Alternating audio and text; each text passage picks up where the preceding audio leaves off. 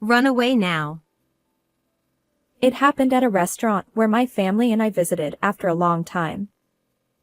When the waitress handed me the menu, for some reason, she had a pale face and her hands were trembling. I held my breath as I read the message tucked into the menu. I shouldn't be here. Realizing the danger from her strange demeanor, I made up my mind to escape with my daughter. And the moment we climbed out of the restroom window, a voice stopped us. I am Lily Brown, and I am 30 years old. I recently celebrated our 5th wedding anniversary with my husband, David, who is 1 year older than me. We met at a mixer, hit it off, and got married smoothly. I have no major complaints about him. While showering our 4-year-old daughter, Mia, with love, we led a content but ordinary life as a family of 3. At that time, I believed these peaceful days would last forever. However, everything changed when something happened, a turning point that would shatter our tranquility in an instant. It all began when my husband approached me and pleaded with a serious expression. I've been thinking about quitting my job and starting my own business. As I listened to the details, I learned that he had been secretly preparing to launch a company while working at a real estate agency. With approximate plans in place for funding and personnel, he was eager to open his own business. Honestly, I wasn't surprised by this revelation. You see, most men aspire to have their own company, had been David's mantra since our early dating days. So, from the moment we got married, I secretly resolved to support my husband when he eventually expressed his desire for independence. Besides, my steady job in the food industry post-marriage had allowed us to build up sufficient savings. There was no reason to refuse his proposal. Understood. I replied. It won't be easy, but I'll support you as much as I can. David's relief and joy were palpable. Really? Thank you. I'm so glad you're my wife, Lily. Seeing his genuine happiness, I couldn't help but smile. And so, we embarked on a new life, determined to make David's dream a reality. Little did we know that despite this grand beginning, storm clouds were gathering over our family life. You're pushing yourself too hard, you know? Sometimes you need to take a break.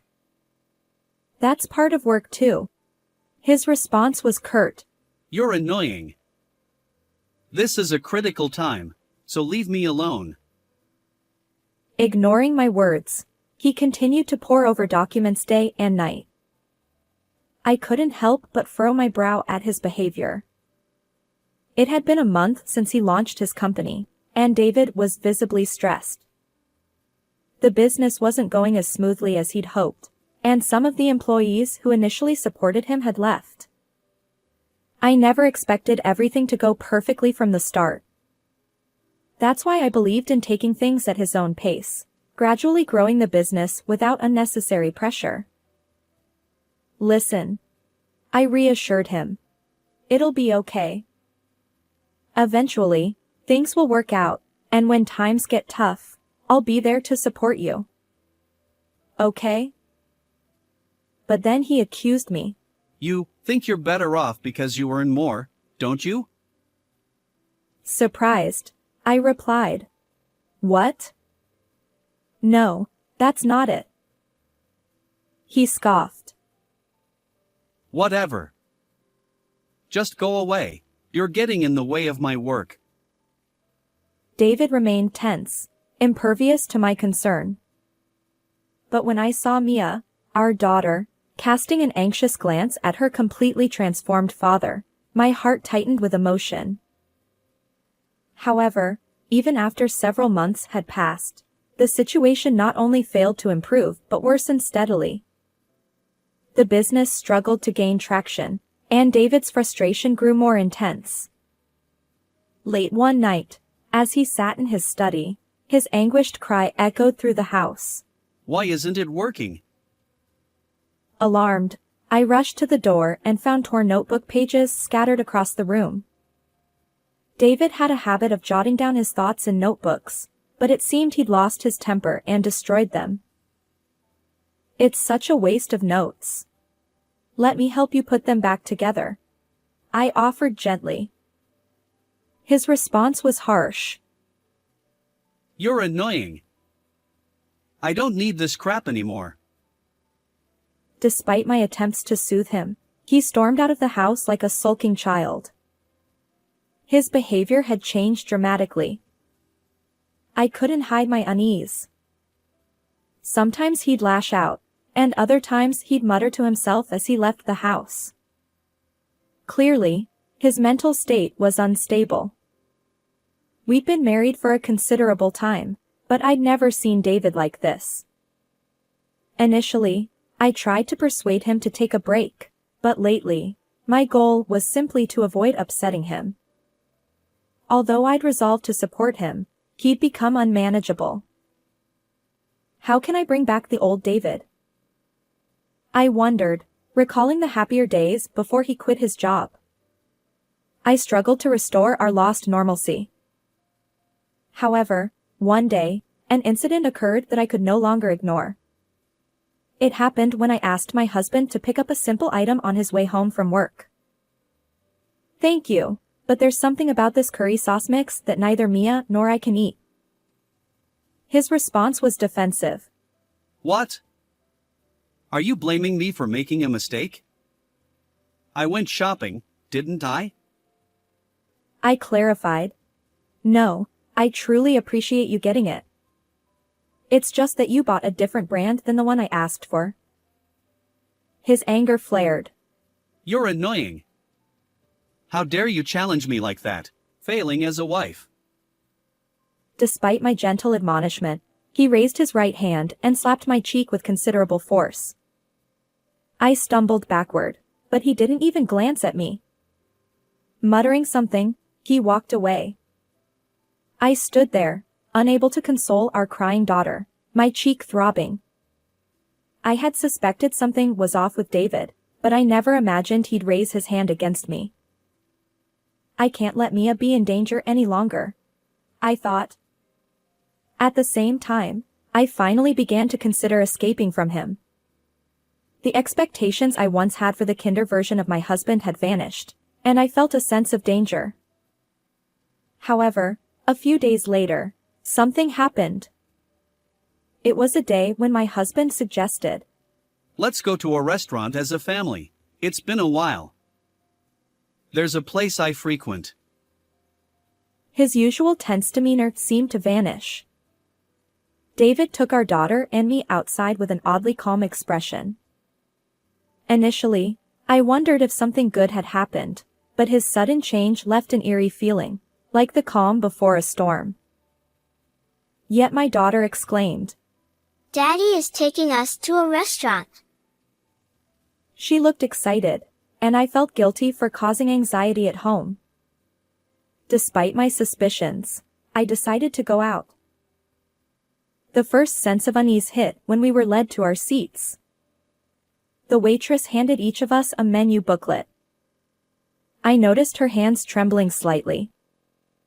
When I looked up, her complexion seemed off, pale, perhaps unwell. Is she feeling okay? I wondered. Lost in thought, I quickly drank the water she'd brought. I'll get a refill. He headed toward the kitchen. Despite the oddities, I decided to focus on ordering. I opened the menu, determined to make a choice. In the next moment, the characters before my eyes made me widen them in shock. What? There, inexplicably sandwiched between the menu pages, was a single sheet of paper. And on that note, trembling letters spelled out, "Run away now." As I pondered this, my mind raced through past events. David's sudden violent outbursts, followed by an oddly gentle demeanor. The waitress's strange behavior. And now, this note seemingly meant for me alone. The more I thought about it, the more unnatural the situation felt, and anxiety crept in. I must get out of here. Intuitively sensing danger, I calmly pretended everything was fine. Confirming that David had returned to his seat, I discreetly took my daughter Mia's hand. Let's go to the restroom for a moment. Subtly grabbing our belongings and leaving the table. Fortunately, the restaurant's restroom had a large window, one I could slip through. We'll escape from here. And so, successfully fleeing the restaurant with my puzzled daughter, I was about to put some distance between us and the unknown danger. But just as we moved away, a voice called out from behind. Wait. Startled, I spun around. It was the same waitress who had handed us the menu earlier, now running toward us. She must have anticipated our escape from the restroom. There's something I need to tell you. And as she revealed a horrifying truth I hadn't known, fear and determination collided within me. I resolved to bring justice to my changed husband. The next day, I was abruptly awakened by the sound of forceful knocking on the door. It was David, his anger evident in his voice. Hey! You're probably here, aren't you? I know. I hurried downstairs, signaling to my parents, who had also woken up due to the commotion. Alone, I approached the front door. Unbeknownst to David, I had taken Mia and sought refuge at my parents' house after escaping from the restaurant. If he continued shouting like this, it would draw unwanted attention from our neighbors. I took a deep breath, unlocked the door and opened it just a little bit. David burst in with incredible force. Open up. Why did you leave without telling me? Could you please keep it down? You're disturbing the neighbors. Betrayal. You're a traitor. This wretch. His face flushed. He continued to berate me. It was hard to believe that the person before me was the same one I had once loved, the one with whom I'd shared laughter at our wedding and watched our daughter grow. Who could have predicted this outcome? If it had come to this, I should have stopped. It was all over. Ever since that moment when we fled the restaurant, I had learned a shocking truth. I could never return to my family with him. I know. You were trying to kill Mia and me, weren't you? My words seemed to unsettle David for the first time. His body tensed. After escaping from the restaurant, Tracy, the waitress who had warned us of danger, comforted my bewildered daughter and me, explaining everything in a safe place. You and your daughter have peanut allergies, right? Yes, that's correct. But why do you ask? Actually, your husband was trying to feed you peanuts. According to Tracy, at that moment, while we thought he had gone to get water, my husband had secretly ordered a salad with peanut dressing, hoping we wouldn't notice. For Mia and me, who have allergies, that ingredient was as dangerous as poison, threatening our lives. Given my vigilance about food, from snacks to canned goods and even curry sauce mix, David couldn't have been unaware. In essence, he intentionally ordered allergens, attempting to send us to our demise. Were you after insurance money, perhaps? Independence seemed tough for you. As anger bubbled up, I trembled. While I feared for my life, what infuriated me most was that David had considered harming our precious daughter. If it were merely financial hardship, I would have supported him tirelessly. After all, mutual support is the essence of marriage. But how could he entertain such a horrifying idea about our sweet child? I didn't do any of that. It's all your imagination. There's no evidence. His panicked voice echoed through the room as I stared at him down. Unfortunately, I have all the evidence I need. Remember the notebook you kept at home? David seemed lost for words, perhaps realizing he'd been caught. But why did Tracy, the waitress who warned us about the danger, know about our allergies and manage to thwart this incident? The answer lay in his habit of keeping a notebook. Tracy had accidentally glimpsed its contents while refilling water. In that notebook, she found details about our allergies and the entire plan to harm us. Though surprised, Tracy couldn't be sure if he was serious, so she couldn't report it to the police. Instead, she discreetly alerted the entire restaurant staff. When David brought us there, chaos erupted in the kitchen. Before we came here, I retrieved the notebook with the plan. Wait.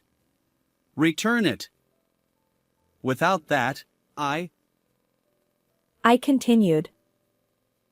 It's already in police custody. Finally grasping the gravity of the situation, David turned pale and trembled.